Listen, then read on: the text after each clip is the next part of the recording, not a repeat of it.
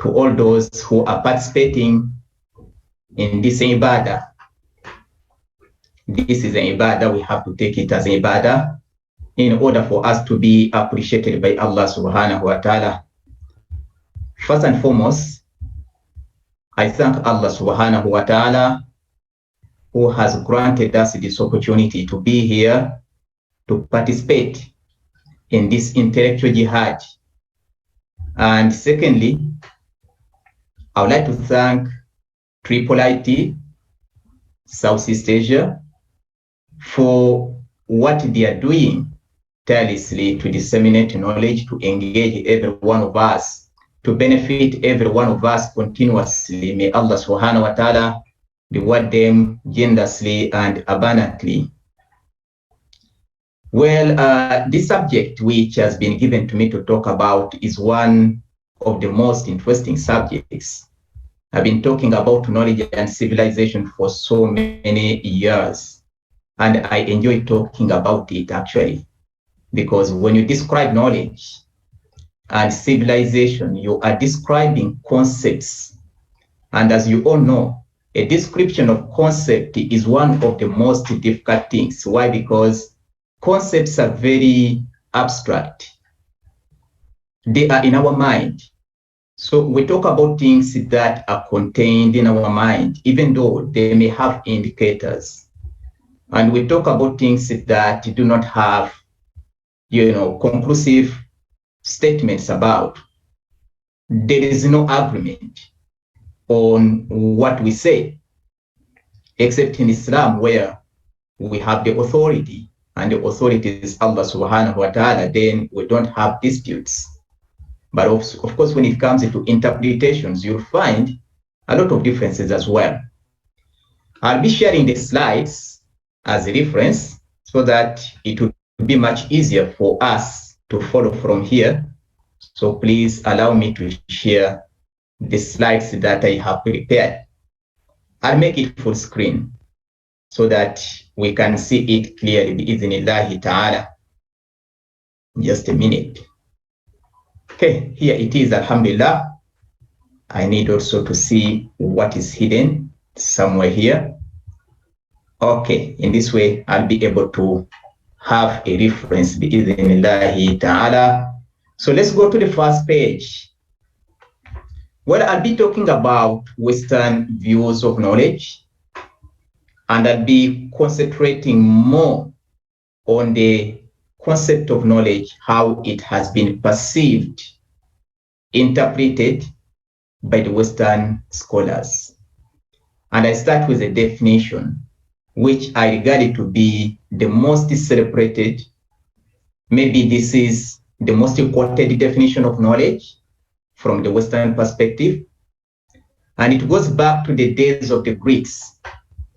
This definition is attributed to Plato, but nobody knows exactly whether Plato was the first person to define knowledge as justified true beliefs. However, he is the one who is mostly quoted as being the author of this definition. And I'm going to explain it in 10 minutes. Then I'll move to other things, inshallah. I'll go slowly so that the message conveyed is very clear to each one of us. When we say that knowledge is a justified true belief, or justified true beliefs, looking at a collection of beliefs, because sometimes we have several beliefs.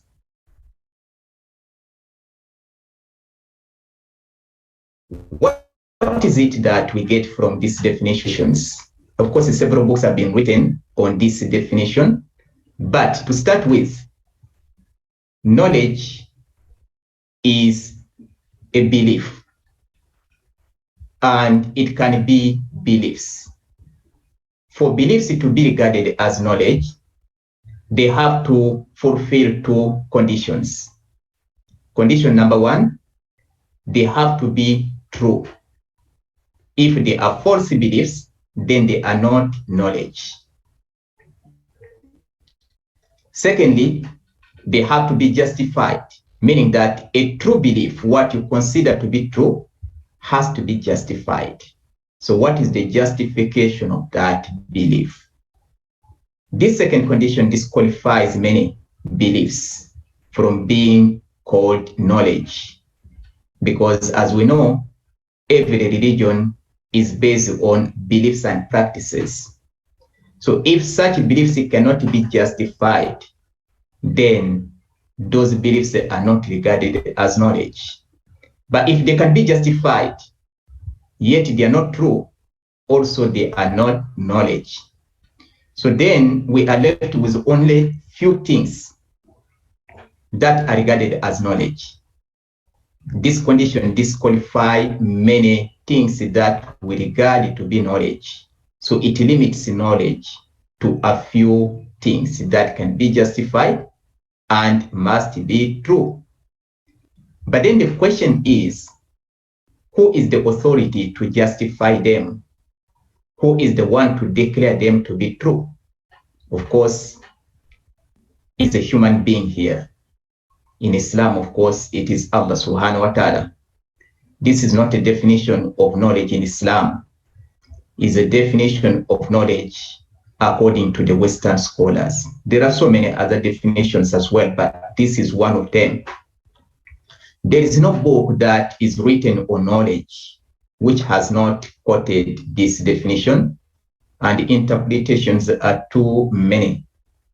I have provided just one possible interpretation from my side, and as you can see, this particular interpretation is not in the slides that you received last night. I just added it this morning, and I took it from my manuscript, which is yet to be submitted to IIIT. I have taken longer than I promised. The book has been completed successfully, alhamdulillah. It is on interconnectedness of knowledge and civilization. I have revised it more than 3 times. I have proofread it more than 5 times, and also edited the language so many times. Each time I read it, I find something to add. But inshallah, next week I'll be submitting it, inshallah, to go through the process of publication. So this is one of the possible interpretation that I provided in that book. I have so many other interpretations which I do not want to share yet, because I don't want to confuse anybody. We need to start from A to Z. But because the time we have is also limited, a belief is considered to be true if it is constant. If it isn't constant, then it should not be considered to be true.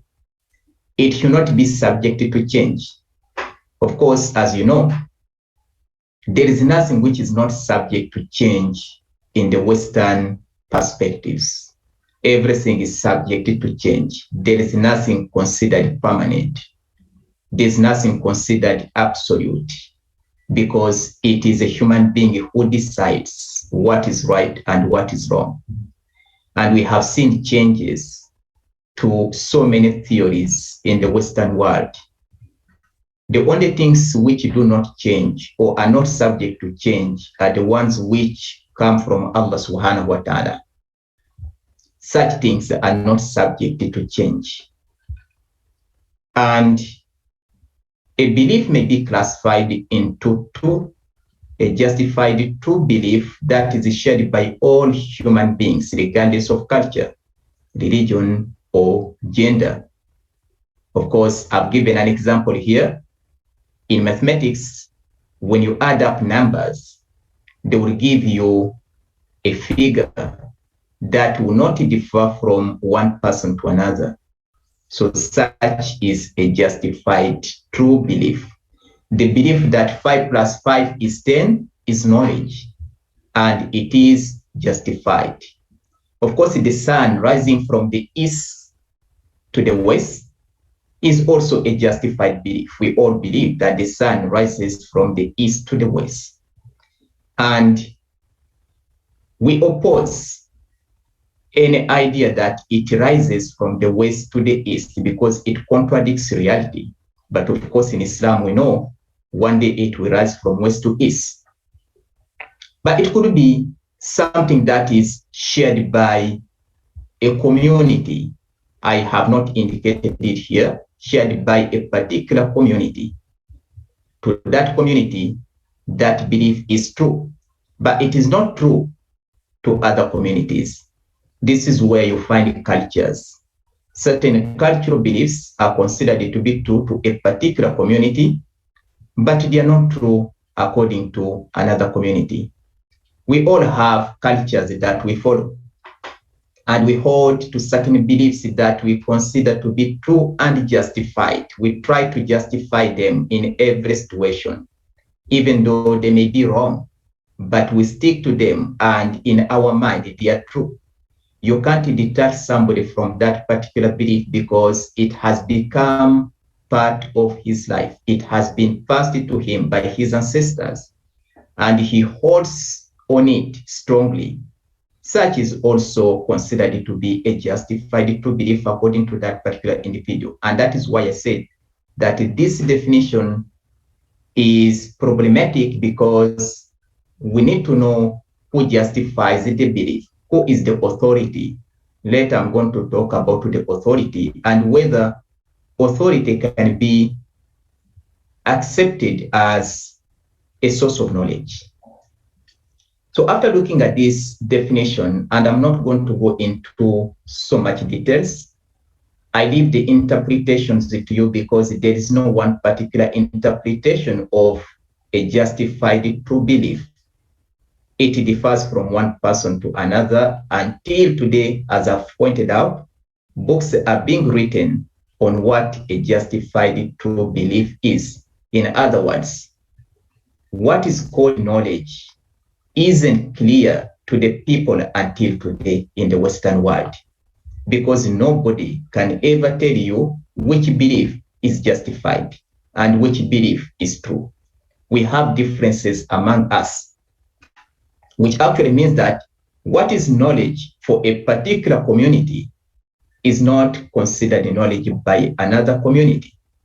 And of course, on the basis of prejudice, a particular community may reject your belief as knowledge, saying that your belief is primitive.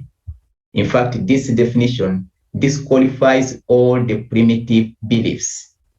It disqualifies all the traditional beliefs in our contemporary time. So as I've said, I'll not dwell on that because we have other things to cover during this lecture. These are methods of knowing, or the methods of acquiring knowledge, the ways of knowing. How do we know what we know? We all have knowledge.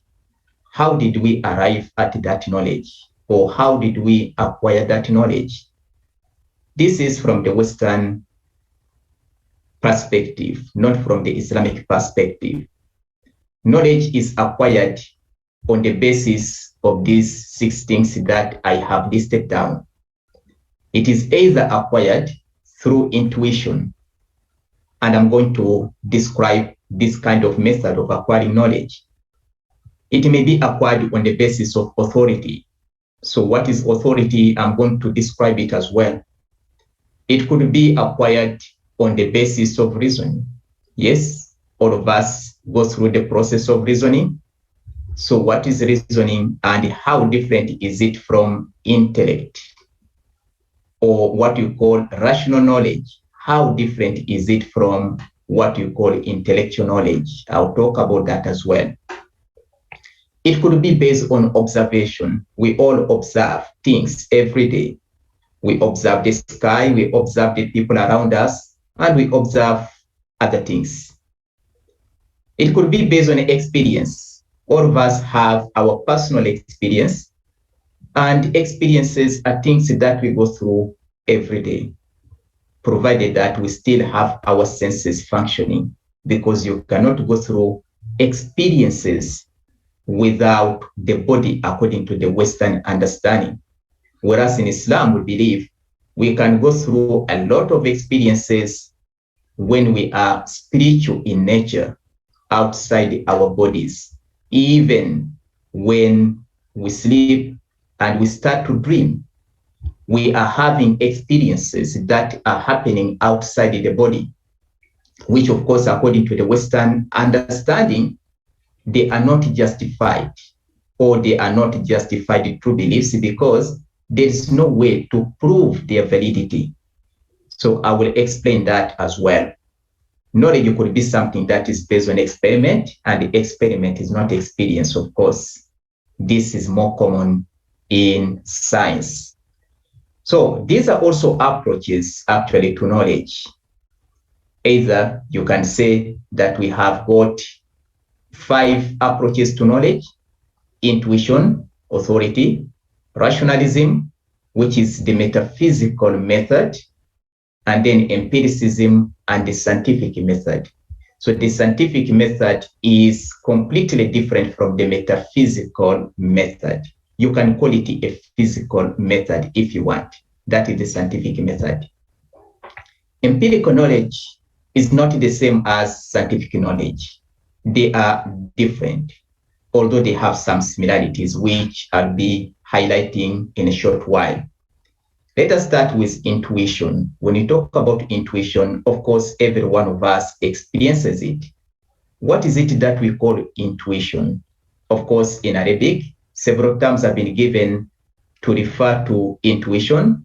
Some, they call it ilham, what you feel. You can call it the feelings that we have within us. They could be beliefs. They could be classified as instinct. And as you know, these things just happen. You don't need to go through a process in order to have the feelings. You don't need to go through a process in order to have those beliefs or the instincts. They just cross your mind all of a sudden. So those messages that come to your mind, can they be considered guidance? Can they be considered knowledge? Can you base on them in order to perform a certain action? Can you make a decision on the basis of those feelings? When you feel there is something happening, what should be your reaction? If you feel that somebody dislikes you, should you consider that to be true? If you have that kind of belief, should we say that, well, this is guidance from God, so I should base on it in order to act? Of course, we shouldn't, because there is no way to justify it.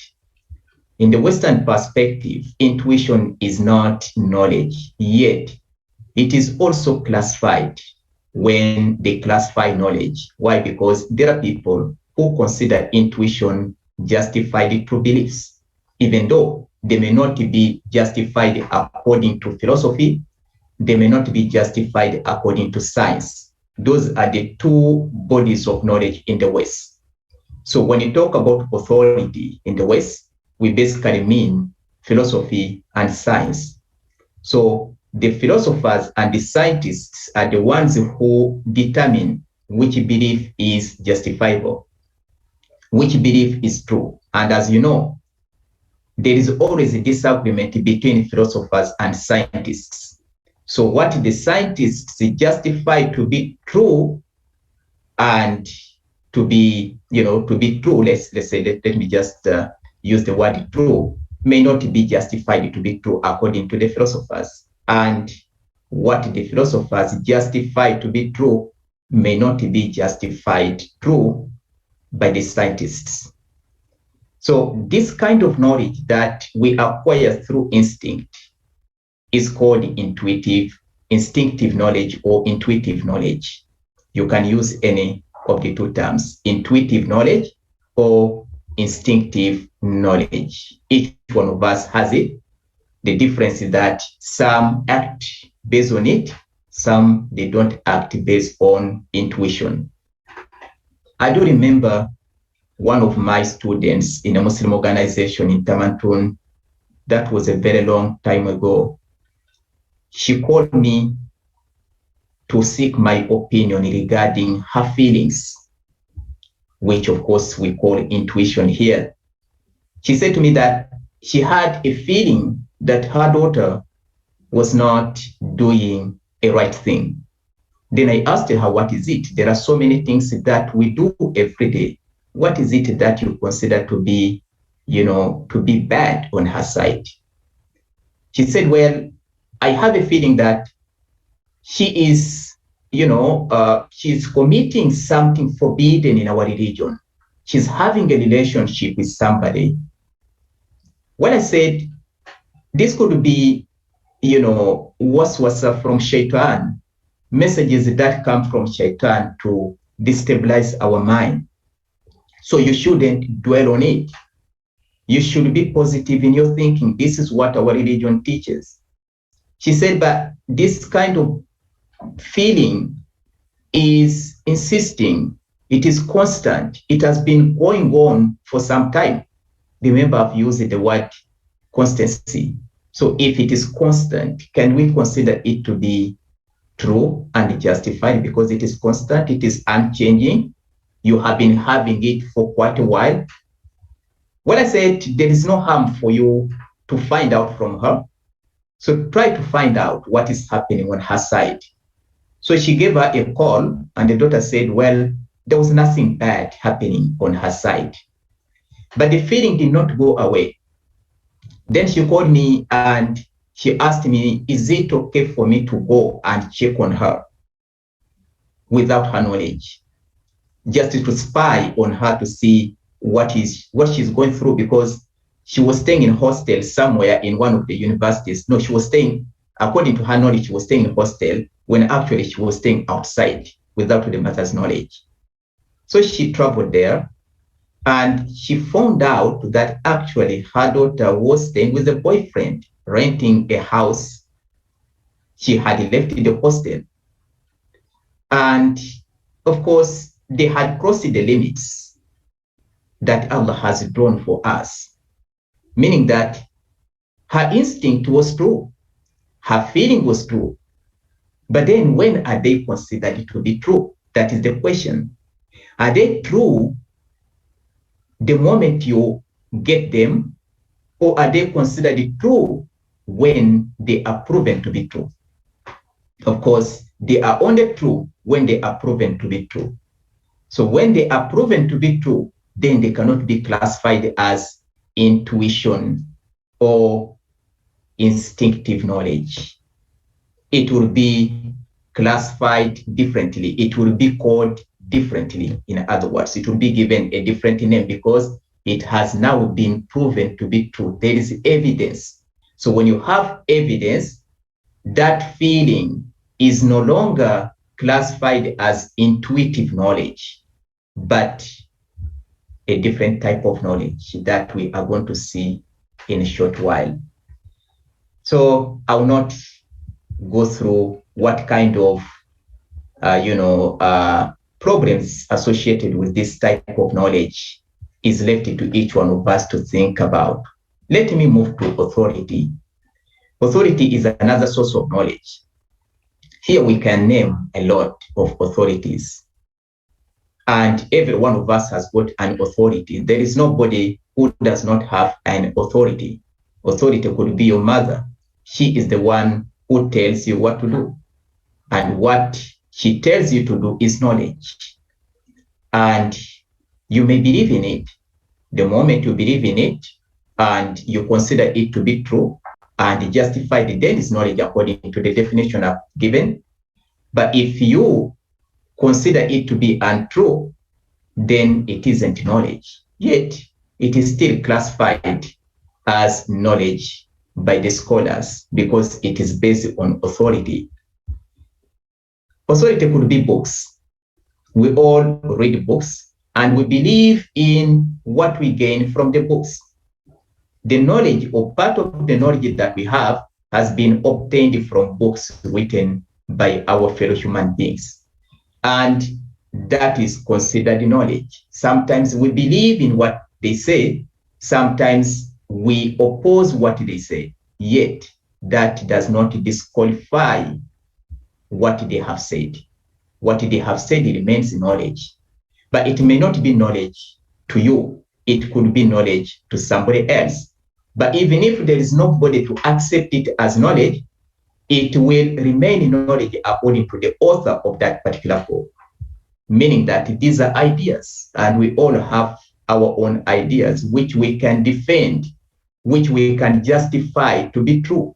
You may disagree with your supervisor because he is looking at what you have written from a different perspective. But you try to convince him.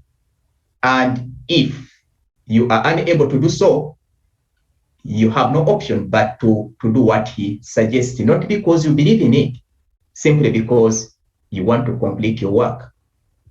Of course, there's knowledge that comes from experts, and we trust them. They guide us. What they tell us is what we do. Knowledge that comes from media may be true, may be untrue, but is still considered knowledge. And we are fed with a lot of information. So I'm using this word information, even though information and knowledge are not synonymous. Why? Because information is related to physical things, and it has got nothing to do with things that are metaphysical, things that are not physical in nature. Meaning that you provide information on something physical, information about the physical world, information about whatever physical object, a particular individual, and so on. That is called information. But if it is about things that are not physical, like God, we don't call it information. Provide me with information about God. That is not true. Provide me with information about the spirit. It's not true, because the spirit is not a physical thing. So information is limited to physical objects. And for this reason, those who consider knowledge to be information, they are limiting knowledge to the physical world, or to the natural world, or to the senses, and so on. Information could come from priests. Of course, I use the word information. Here, it doesn't mean that it is what I really intend, but because I've just mentioned it, let us use the knowledge because it is wider. So the priest, of course, convey knowledge to their followers. Same goes to Ustaz. Ustaz is an authority. Sometimes what happens is that a particular individual may refuse to accept the guidance provided by you because he has already received the contrary view from somebody else who is also Ustaz. As you all know, we have different mazahib.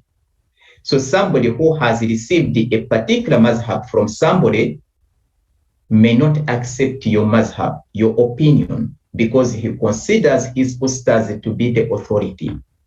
So it is not possible to change his mind. Every one of us knows that. And we too, we stick to certain views, which we call mazahib, and we reject the rest because we believe ours are justified, ours are true, yet the rest are not. These are the religious authorities. The specialists tell us a lot of things to do in our life. Especially nowadays during COVID-19, we are told to live according to a certain standard, that you should do this, you shouldn't do that, and so on. That is knowledge. Even following SOPs is knowledge, which comes from authority. We accept it, whether we believe that it is true or untrue. We have to follow, because if you don't follow, of course, you'll be punished for not being compliant. So that is also knowledge from authority. But of course, physicians and others also provide us with a lot of knowledge.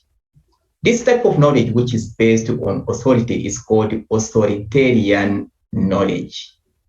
Let us not use the word authoritative, because it sounds negative to some people, even though there are scholars who have used it to refer to this type of knowledge, authoritative knowledge. Most scholars prefer to use authoritarian knowledge than authoritative. The next one that we are going to cover are the different kinds of authority. You are free to accept them or to reject them. These have been suggested by Gordon. And I'll go through one by one, explaining each. Authority based on a person's expertise. Yes, those who have knowledge. We listen to them and we accept what they tell us. So they become authority. Our teachers become authority at that level. But when we proceed to the next level, they may not be authority anymore. We find other authorities, or we become authority and we reject what was taught to us by our teachers. And it could come from, of course, somebody who has a long experience. Because he has a long experience, you listen to him and you consider him the authority. He is the right person to speak because he has been trained. He should be the right person to talk because he has the skills. So he is the authority. He has wisdom. This is where we place the sages, especially when it comes to cultural beliefs, which are also knowledge. We base on the wisdom of those men who lived in the past, the sages, and we believe in what they said. What they said becomes a guidance for us. It could be education, of course, the process we go through in education, that is also authority. And authority could be something that is based on position and title. Somebody who has a position, who is given a title, becomes an authority. And he would, of course, impose certain things on his subordinates. And those things become knowledge for them. They are required to know their duties. They are required to know their functions. They are required to know their responsibilities. These are set by a person who is chosen to be your boss, for example.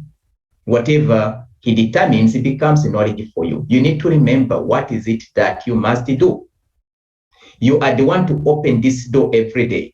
So you need to know that you are the one to open the door every day at a particular time. You'll be the one to open the door on every Monday and Wednesday. So you need to remember that is knowledge for you, that every Monday and Wednesday you are the one to open the door. You have been authorized by somebody who is superior to you, to whom you are subordinate. Knowledge could be something based on authority that is described here as the authority based on informal contracts. Like what? These are the things that we agree upon. They are not formal, but informal. For example, in families, we divide certain duties and we say so and so will be in charge of this. You'll be the one to cook. You'll be the one to clean the house. You'll be the one to do this and so on. If you don't do it, of course, you'll not be punished. You may be blamed. So this itself is authority. The one who tells you to do it, the one who, the one who mentions who is to do which becomes an authority. And we respect them, actually. We respect them. So in every culture, we have that kind of arrangement. And in every home, we have that kind of arrangement. It may not be binding. Of course, somebody else may do it, but we know that we have been instructed to do something, or we have been asked to do something. Let us not use the word instruct, because instruct could mean that you have been forced to do something.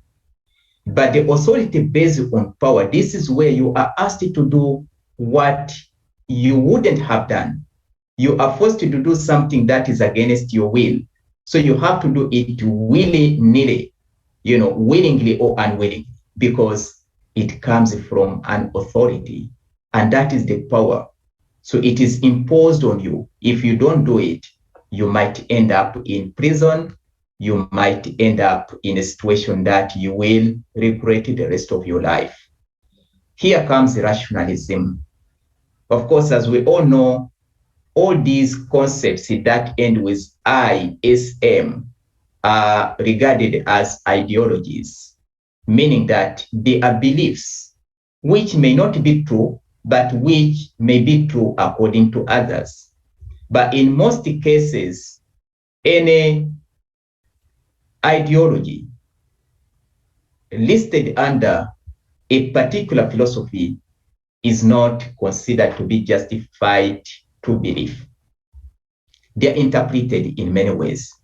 So the interpretations of those ideas, the interpretations of those concepts are considered to be intellectual knowledge, meaning that when you provide the interpretation of a particular concept, you provide the interpretation of a certain theory, or you provide a definition of a particular concept, that is called intellectual knowledge.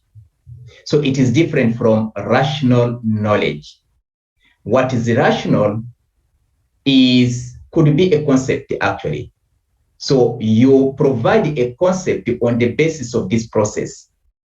So the process of reasoning. So on the basis of the process of reasoning, you are able to come up with a particular concept.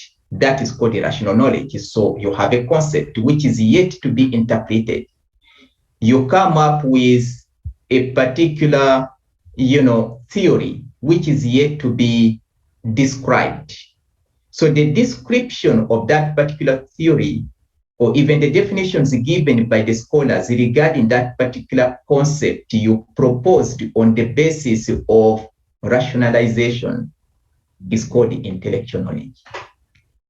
Some scholars confuse the two, and they use rational knowledge interchangeably with intellectual knowledge. They are not the same. There's a very big difference between rational knowledge and intellectual knowledge. Yet, what I can say here is that you cannot have intellectual knowledge without the rational knowledge, because the rational knowledge will provide you the basis of the so-called intellectual knowledge in the Western understanding, not in the Islamic understanding, or based on Islamic understanding or from the Islamic perspective. That is from the Western perspective. So this is the basis of the other. Just like empirical knowledge is part of the foundation of the so-called scientific knowledge. I'll mention that later. So rational knowledge is knowledge based on logic, or knowledge based on reasoning. And it is a belief that we can arrive at the truth independently of experiences, independently of the authority, independently of other means of knowledge that we have highlighted, meaning that reason is enough to lead you to guidance. On the basis of reasoning, you are able to arrive at the truth. That belief is called rationalism. So I guess that is very clear to all of us. Let us go to another philosophy, which is empiricism. It is the belief that all knowledge is based on experience. Of course, when you talk about experience, there are so many experiences which are excluded. For example, the spiritual experiences are not part of this from the Western perspective. If you're having spiritual experiences, they are not classified as knowledge because there is no way to justify them. In Tasawwuf, for example, or if you belong to a particular Sufi tariqah, they have a belief that you can transcend the physical world through azkar. By remembering Allah subhanahu wa ta'ala, you can reach a level, where you don't feel your physical presence. So you are spiritual in nature, in other words. But of course, there are other scholars who say that you can also, have knowledge outside the body, completely outside the body. So that is the experience that you go through. The Prophet is experience in Al-Miraj, when he was ascended to the heavens. that is an experience, but it is not empirical knowledge. Why? Because there is no way to justify it according to the Western perspective of knowledge. So such is not considered to be true. And whatever the prophet said on the basis of Miraj is not regarded to be true according to empiricists or according to the Western scholars. It is true to us. So these are experiences, of course. So the experiences that are being referred to here are the sensory experiences, meaning that what we experience in our, in our dealing with the material world or the natural world, we are always, connected to the physical world, to the natural world. We go through different experiences. So those experiences are classified as empirical knowledge. So in other words, empiricism is the belief that the senses are the ultimate source of human knowledge, which is to say that knowledge is limited to the natural world or the material world. In other words, when you talk about the means of knowledge and the sources of knowledge, then the means of knowledge, according to this particular philosophy, are the senses, because the senses here are physical in nature, meaning that they are part of your body. And these means are connected to the physical world. So only when there is a link between the physical and the physical, knowledge happens, meaning that there is no any possibility, according to this philosophy, for the physical to be connected to the metaphysical. There is no any link between the physical and the metaphysical. So the only link that exists is the link between the physical and the physical, between the physical senses and the natural world. That is how knowledge happens according to empiricism. Now, there is scientific method, and I have come towards the end. Of course, as I pointed out in the beginning, scientific method is not empirical method. The two are completely different. Empiricism and rationalism, these are two different things. We have already highlighted the two. What is empiricism? What is rationalism? Rationalism is the belief that all knowledge is generated by human mind. Through the process of reasoning, you arrive at knowledge. And empiricism, I have just defined it.